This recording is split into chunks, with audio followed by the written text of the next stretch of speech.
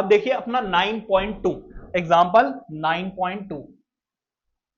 आपको क्या करना है, सबसे पहले क्वेश्चन को आराम से रीड कीजिए और जो गिवन है वो लिख लीजिए, ठीक है। पहले एक बार रीड कर लिया करो, जल्दबाजी बिल्कुल करने की जरूरत नहीं है। An object 4 centimetre in size, तो किसमें है, सेंटीमीटर में है, is placed at 25 centimetre in front of concave mirror of focal length 15 centimetre. At what distance from the mirror should a screen be placed in order to obtain sharp image? Find the nature and size of the image. जब भी ऐसा कोई question आए एक rough diagram बना लीजिए। Rough diagram जब आप बनाएंगे तो आपको काफी हेल्प मिलेगी। देखिए ये है पोल, ये है सेंटर ऑफ कर्वेचर, ये है फोकस। अच्छा, अगर आप ध्यान दें तो उन्होंने फोकल लेंथ ली है 15 और 15 का डबल करोगे तो ये 30 होना चाहिए। इसका मतलब ऑब्जेक्ट जो है 25 पे रखा हुआ है, इसका मतलब object is place between focus and centre of curvature. समझ में आ रही बात यानी? और यहां से यहां तक की जो डिस्टेंस है वो होती है आपकी object distance which is you. समझ में आ रही बात यानी? विच इज गिवन कितनी है, 25। ठीक है जी, हाँ हाँ ठीक है, साइन कन्वेंशन पाएंगे। फोकल लेंथ इसकी हमें कितनी दी हुई है, 15। अब वो कह रहे हैं इमेज कहां बनेगी वो बताइए। इस ऑब्जेक्ट की हाइट भी गिवन है, कितनी गिवन है भाई, 4 सेंटीमीटर। सारी बातें क्लियर है, एक रफ डायग्राम बन गया। अब हम लिख लेते हैं, क्या लिखोगे भाई, लेट ऑब्जेक्ट डिस्टेंस कितना है भाई, ऑब्जेक्ट डिस्टेंस। ऑब्जेक्ट डिस्टेंस को हम यू से डिनोट करते हैं विच इज कितना, 25 सेंटीमीटर। इमेज डिस्टेंस कितनी है,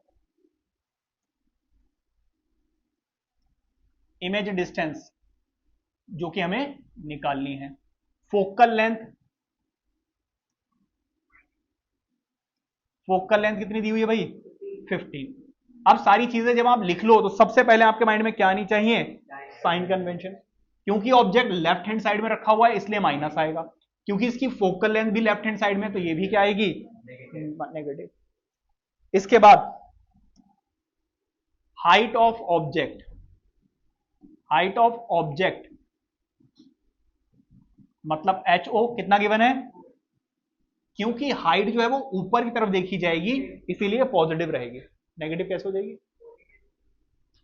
height of image, height of image जो है वो हमें निकालनी है। समझ में आ रही बात यानी? तो सारी चीजें हमने लिख ली, अब इसकी हमें जरूरत नहीं है। Using mirror formula, using mirror formula. Mirror formula जब आप यूज करोगे तो क्या होगा, 1/v plus 1/u is equal to 1/f। ठीक है, 1/v, v कितना है नहीं पता, निकालना है।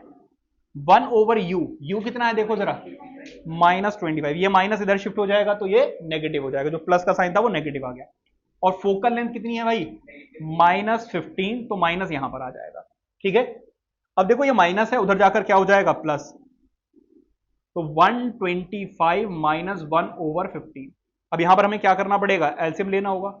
एलसीएम कितना आ रहा है इसका, 75 आएगा। हाँ, तो ऊपर नीचे 3 से मल्टीप्लाई करना पड़ेगा और यहां पर 5 से करना पड़ेगा। ठीक है जी, क्या मैं सही कर रहा हूं, 1/v, इसको अगर आप सॉल्व करें तो कितना आ जाएगा, -2/75। हमें 1/v की वैल्यू नहीं बतानी, हमें किसकी बतानी है, v की। तो दोनों का क्या कर दोगे, रेसिप्रोकल। रेसिप्रोकल करोगे तो 75 ऊपर चला जाएगा और 2 नीचे आ जाएगा। अब इसको सॉल्व करोगे आंसर कितना आ जाएगा भाई, 37.5 सेंटीमीटर। इसका मतलब ऑब्जेक्ट की जो इमेज बन रही है वो यहां कहीं बन रही है, 30 से भी आगे। समझ में आ रही बात है नहीं भाई, फोकल लेंथ कितनी है 15 का डबल 30, इमेज जो बन रही है वो यहां कहीं बन रही है। और हमने जब रे डायग्राम सीखे थे तब भी हमें पता है कि पोल और फोकस और सेंटर ऑफ कर्वेचर के बीच में होगा तो इमेज बनेगी बियॉन्ड सेंटर ऑफ कर्वेचर। ठीक है, अच्छा अब नेक्स्ट जो हमारा है वो हमें बताना है साइज। तो नेचर क्या हो गया भाई इसका? Real and inverted magnified.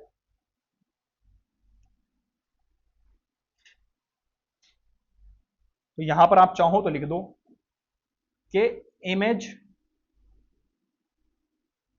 Is real and inverted. क्योंकि इन्वर्टेड है तो हाइट ऑफ इमेज जो है वो नेगेटिव आनी चाहिए, इस बात का भी आप ख्याल रखेंगे। ठीक है, तो मैग्निफिकेशन का फॉर्मूला क्या है?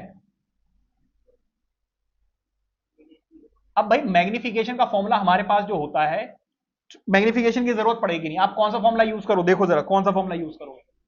H I over H O is equal to minus V over U. Magnification दिया हुआ नहीं है और हाइट ऑफ इमेज भी नहीं दी हुई है, तो आप दोनों निकाल नहीं पाएंगे। अगर आप ये डायरेक्टली पुट करें तो हाइट ऑफ इमेज हमारे पास है नहीं, कोई बात नहीं, लेकिन हाइट ऑफ ऑब्जेक्ट तो है कितनी? 4। और v की वैल्यू अभी हमने एकदम फ्रेश कैलकुलेट की है। देखो डेसिमल में अगर हमने पुट की ना तो दिक्कत विच पा जाओगे। क्यों? क्योंकि ये डेसिमल में आता है तो हमें वैसे ही टफ लगता है। तो हमेशा कैसे में वैल्यू पुट करोगे? फ्रैक्शन में। फ्रैक्शन में जब आप वैल्यूज पुट करोगे तो कैलकुलेशन थोड़ी सी इजी हो जाती है। हाँ माइनस, एक और माइनस लगेगा, ठीक है, नेगेटिव वैल्यू आ रही है। इसके बाद u कितना है भाई? -25। तो देखो माइनस माइनस क्या हो जाएगा? Cancel out. एच आई कितना आ रहा है? देखो 4 उधर जाकर मल्टीप्लाई होगा और ये 2 कहां हो जाएगा? नीचे शिफ्ट। 75, ये 2 नीचे शिफ्ट हो जाएगा इंटू 25, और ये 4 जो डिवाइड हो रहा है उधर जाकर क्या हो जाएगा? मल्टीप्लाई। समझ में आ रही बात या नहीं? 25 से देखो ये 3 टाइम्स में डिविजिबल है और 2 से ये भी डिविजिबल है, तो 2 3 जा कितना आ गया? 6। इसका मतलब हाइट ऑफ इमेजेस, इसका मतलब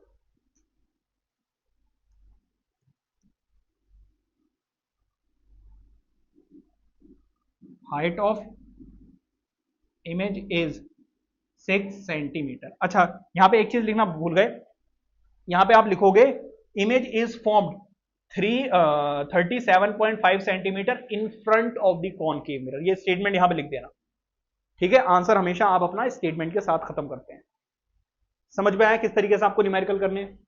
साइन कन्वेंशन का बेटा बहुत बड़ा रोल है यहां पर। अगर साइन कन्वेंशन आपको क्लियर नहीं हुई तो बेटा फिर प्रॉब्लम होगी, ठीक है, नोट कीजिए।